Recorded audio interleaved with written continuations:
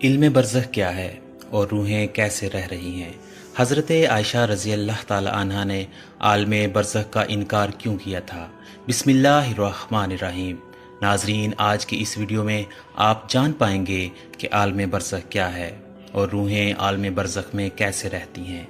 बल्कि आलम बरज़ख के हवाले से एक यहूदी औरत का वाक़या भी आपके साथ शेयर करेंगे कि जब एक यहूदिया ने सैयदा आयशा सदीक़ा रज़ी अल्लाह ताला अन्हा को आलम बरज़ख के मुतल्लिक़ ख़बर दी तो हज़रत आयशा रज़ी अल्लाह ताला अन्हा ने आलम बरज़ख का इनकार क्यों किया था।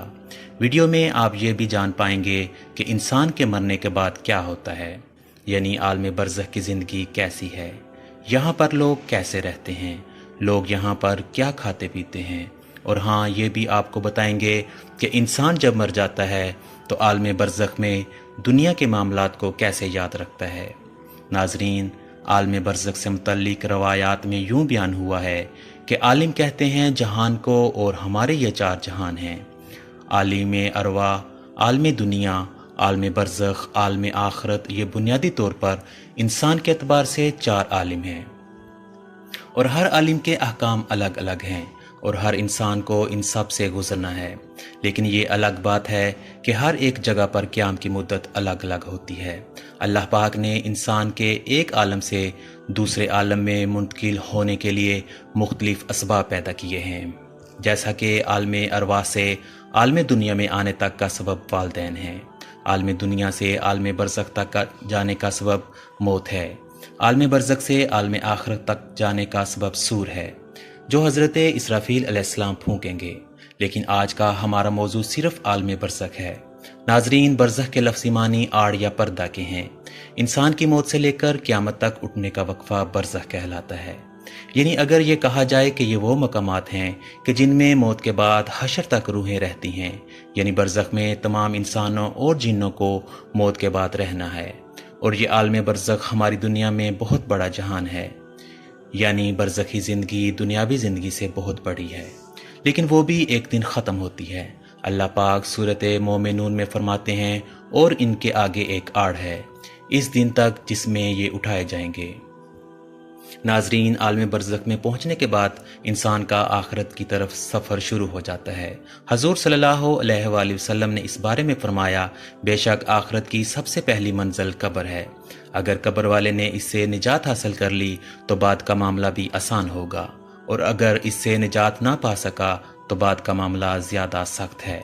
बल्कि सैयदा आयशा सदीक़ा रज़ी अल्लाह ताला अन्हा को जब यहूदिया ने अज़ाब कब्र के मुतल्लिक़ ख़बर दी और उनसे कहा कि अल्लाह तुझे कब्र के अज़ाब से बचाए, तो हज़रत आयशा रज़ी अल्लाह ताला अन्हा ने मुसलमानों के लिए अज़ाब कब्र का इनकार किया। लेकिन जब नबी अकरम सल्लल्लाहु अलैहि वसल्लम ने हज़रत आयशा सदीक़ा रज़ी अल्लाह ताला अन्हा को बताया कि कब्र का अज़ाब अहले इस्लाम के लिए भी मुमकिन है और गुनाहों की वजह से उन्हें भी अज़ाब होगा, तो सैयदा आयशा सदीक़ा रज़ी अल्लाह ताला अन्हा ने नबी अकरम सल्लल्लाहु अलैहि वसल्लम के फरमान को तस्लीम कर लिया। ये वाक़या अहादीस की बहुत सी कुतुब में मुफस्सल और मुख्तसर बयान हुआ है, जिसकी तफसील कुछ इस तरह से है कि उम्मुल मोमिनीन सैयदा आयशा सदीक़ा रज़ी अल्लाह ताला अन्हा को पहली मरतबा एक यहूदी औरत ने अज़ाबुल कब्र के मुतल्लिक़ बताया, लेकिन उन्होंने इसकी तस्दीक न की। नबी करीम सल्लल्लाहु अलैहि वसल्लम ने भी यहूद को झूठा करार दिया। बाद में आप सल्लल्लाहु अलैहि वसल्लम पर वही भेजी गई और आप सल्लल्लाहु अलैहि वसल्लम को अज़ाबुल कब्र के बारे में बताया गया। इसी दिन सूरज को ग्रहण लग गया और आपके बेटे सैयदना इब्राहीम अलैहिस्सलाम का इंतकाल भी हो गया। लिहाजा आप सल्लल्लाहु अलैहि वसल्लम ने इसी दिन सूरज ग्रहण की नमाज सलातुल कसूफ पढ़ाई और फिर खुतबा दिया, और इस खुतबा में सहाबा कराम रिज़वानुल्लाहि अजमाइन को अज़ाबुल कब्र की तफसीलात से आगाह किया। फिर नबी सल्लल्लाहु अलैहि वसल्लम हर नमाज के बाद बराबर अज़ाबुल कब्र से पनाह मांगते और सहाबा कराम को भी इस सिलसिला की दुआ सिखाई और उन्हें हुक्म दिया कि वो भी हर नमाज के आखिर में अज़ाबुल कब्र से पनाह मांगा करें। बल्कि मिराज का वाक़या नबी सल्लल्लाहु अलैहि वसल्लम की ज़िंदगी में पेश आ चुका था और मिराज में आप सल्लल्लाहु अलैहि वसल्लम को नाफरमान इंसानों को अज़ाब दिए जाने के कुछ मुशाहदात भी कराए गए थे। नबी करीम सल्लल्लाहु अलैहि वसल्लम अज़ाब जहन्नम और अज़ाब कब्र दोनों से पनाह मांगा करते थे اور اسی طرح آپ صلی اللہ علیہ وآلہ وسلم نے واضح فرما دیا کہ عذاب جہنم اور عذاب قبر دونوں الگ الگ حقیقتیں ہیں، بلکہ حضور صلی اللہ علیہ وآلہ وسلم نے فرمایا کہ جب انسان کا انتقال ہو جاتا ہے تو اس پر صبح و شام اس کا ٹھکانہ پیش کیا جاتا ہے۔ اگر وہ اہل جنت میں سے ہے تو جنت والوں کا مقام، اور اگر اہل جہنم میں سے ہے تو جہنم والوں کا مقام اس کو دکھایا جاتا ہے، پھر کہا جاتا ہے کہ یہ تیرا ٹھکانہ ہے، یہاں تک کہ اللہ تجھ کو قیامت کے دن اٹھائے گا۔ ناظرین، جب روح عالم برزخ میں پہنچتی ہے تو اس میں بھی دو مقام ہیں، ایک کا نام علیجین ہے جس میں نیک روحوں کو رکھا جاتا ہے، اور دوسری جگہ کا نام سجین ہے جس میں بدکار یا کافر روحوں کو رکھا جاتا ہے۔ تمام روحیں قیامت کے دن تک یہیں پر رہیں گی، اور پھر قیامت کے دن اپنے حساب کتاب کے بعد اپنے اصل مقام یعنی جنت یا دوزخ میں داخل ہوں گی۔ روایات میں آتا ہے کہ انسان کی وفات کے بعد قبر میں روح کو پھر سے مادی جسم کے ساتھ منسلک کیا جاتا ہے۔ وہاں پر دو فرشتے منکر و نکیر سوال و جواب کریں گے۔ اگر تو سوالات کے جوابات صحیح رہے تو پھر آسمان سے آواز آتی ہے، میرے بندے نے سچ کہا، اور اس کے لیے جنتی بچھونا بچھا دو، اسے جنتی لباس پہنا دو، اور اس کے لیے جنت میں دروازہ کھول دو۔ قبر میں ہی جنت کی طرف دروازہ کھول دیا جاتا ہے، وہاں اسے ہوا کے جھونکے اور خوشبو بھی آتی ہے، اور حد نظر اس کی قبر کو کشادہ کر دیا جاتا ہے۔ لیکن اگر سوالات کے جوابات صحیح نہ ہوئے تو پھر اس کے لیے قبر میں ہی جہنم کا بچھونا بچھا دیا جاتا ہے۔ جہنم کی گرمی اسے ہر وقت محسوس کروائی جاتی ہے، اور اس کی قبر اتنی تنگ ہو جاتی ہے کہ پسلیاں آپس میں دنس جاتی ہیں۔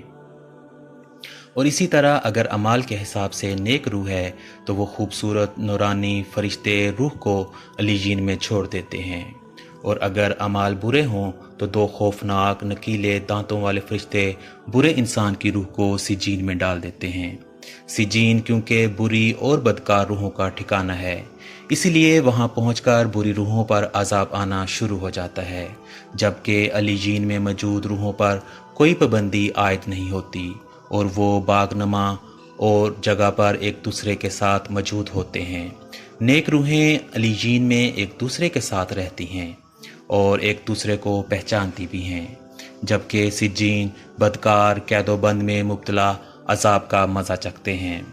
علیجین میں موجود روحیں ایک دوسرے کو دیکھ کر خوش ہوتی ہیں، ایک دوسرے سے باتیں کرتی ہیں، دنیا کے حالات کو یاد کرتی ہیں جو وقت انہوں نے دنیا میں گزارا، اور نئی آنے والی روحوں سے اپنے پیاروں کی خبر بھی لیتی ہے کہ میرا فلاں رشتہ دار کس حال میں ہے۔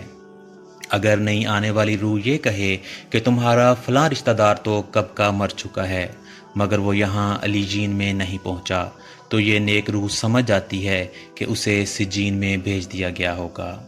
نیک روحیں اپنے رشتہ داروں کا انتظار علیجین میں ایسے ہی کرتی ہیں جیسے کوئی گھر سے دور اپنے گھر والوں سے ملنے کا انتظار کرتا ہے۔ اس کے علاوہ علیجین میں نیک لوگوں کے علاوہ انبیاء کرام، شہداء اور صدیقین کی روحیں بھی ایک دوسرے کے ساتھ مل کر باتیں کرتی ہیں، بلکہ روایات میں آتا ہے کہ نیک روح میں اپنے قریبی رشتہ داروں سے ملاقات کریں گی، جیسا کہ نبی پاک صلی اللہ علیہ وآلہ وسلم نے حضرت فاطمہ رضی اللہ تعالی عنہا سے فرمایا تھا کہ میرے وصال کے بعد سب سے پہلے فاطمہ تم ہی مجھ سے ملو گی، اور بالکل ایسا ہی ہوا۔ اور آپ صلی اللہ علیہ وآلہ وسلم کے وصال کے 4 سے 6 مہینے بعد حضرت فاطمہ رضی اللہ تعالی عنہا حضور اکرم صلی اللہ علیہ وآلہ وسلم سے جا ملی۔ ناظرین، یہ یاد رہے کہ عالم برزخ میں روحیں عالم محشر قائم ہونے تک رہیں گی، یعنی قیامت کے دن تک روحوں کا مقام عالم برزخ میں رہے گا، اور قیامت ہی وہ دن ہوگا جب روحوں کو جسموں میں منتقل کر کے اٹھایا جائے گا، پھر حساب کتاب کے بعد جنت یا جہنم میں ڈال دیا جائے گا، اور پھر وہی مستقل ٹھکانہ ہوگا۔ بلکہ ناظرین، حضرت عثمان غنی رضی اللہ تعالی عنہ جب کسی قبر کے پاس کھڑے ہوتے تو اس قدر روتے کہ داڑھی مبارک تر ہو جاتی تھی۔ سوال کیا گیا، آپ جنت اور دوزخ کا تذکرہ کر کے تو نہیں روتے اور قبر کو دیکھ کر اس قدر روتے ہیں؟ تو حضرت عثمان رضی اللہ تعالی عنہ نے جواب دیا کہ رسول اللہ صلی اللہ علیہ وآلہ وسلم نے فرمایا ہے، بے شک قبر آخرت کی منزلوں میں سے پہلی منزل ہے۔ سو اگر اس سے نجات پائی تو اس کے بعد کی منزلیں اس سے زیادہ آسان ہیں، اور اگر نجات نہ پائی تو اس کے بعد کی منزلیں اس سے زیادہ سخت ہیں۔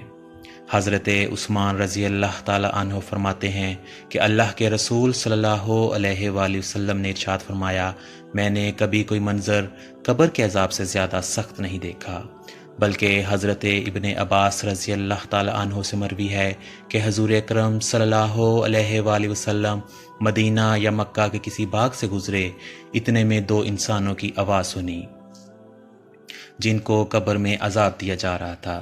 نبی کریم صلی اللہ علیہ وآلہ وسلم نے ارشاد فرمایا، ان دونوں کو عذاب ہو رہا ہے، اور کسی بڑے کام کی وجہ سے عذاب نہیں ہو رہا، بلکہ ایسی معمولی باتوں پر جن سے بچ سکتے تھے۔ پھر آپ صلی اللہ علیہ وآلہ وسلم نے فرمایا، ان دونوں میں سے ایک پیشاب کے چھینٹوں سے نہیں بچتا تھا اور دوسرا چغلی کرتا پھرتا تھا۔ پھر آپ صلی اللہ علیہ وآلہ وسلم نے ایک تر ٹہنی منگوائی، پھر اس کے دو ٹکڑے کیے، پھر ایک ایک ٹکڑا دونوں قبروں پر رکھ دیا۔ صحابہ نے عرض کیا، یا رسول اللہ صلی اللہ علیہ وآلہ وسلم، آپ نے ایسا کیوں کیا؟ آپ صلی اللہ علیہ وآلہ وسلم نے فرمایا، شاید ان دونوں کا عذاب ان کے سوکھنے تک ہلکا کر دیا جائے۔ ناظرین، آئیں اب مل کر اللہ سے دعا بھی کرتے ہیں کہ اے اللہ پاک، ہمیں صحت و تندرستی والی زندگی عطا فرما دیجیے، اور جب ہم فوت ہو جائیں تو مرنے کے بعد ہماری قبر کو جنت کا باغ بنا دیجیے گا، اور عالمی برزخ میں ہمارا ٹھکانہ نیک روحوں کے ساتھ علیین میں بنا لیجیے گا۔ آمین یا رب العالمین۔ ناظرین، کمنٹ باکس میں اللہ تعالیٰ کے 99 ناموں میں سے ایک نام ضرور ٹائپ کریں۔ شکریہ۔